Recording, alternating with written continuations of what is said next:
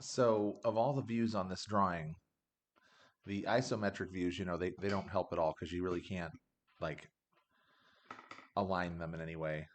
Um, and the other thing that's really confusing about this drawing is that there's clearly some other part that bolts to the parts that you want me to make above these parts, which means that this drawing from the top is largely obstructed by that other part. So the two views that really help me out are this view here, which I'm going to call like front and back, and this one, which I would call left and right.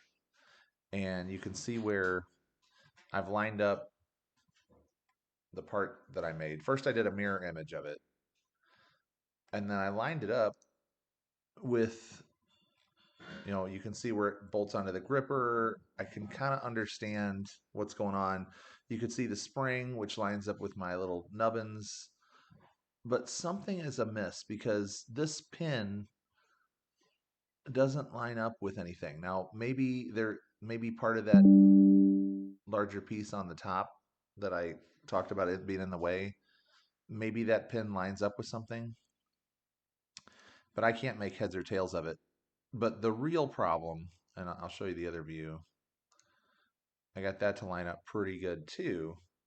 Like where my parts line up.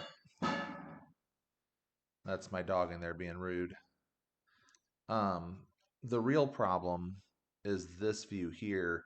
You can tell that there's an arm here that bolts to this side is the side that you gave me, and then this side is the mirror image side.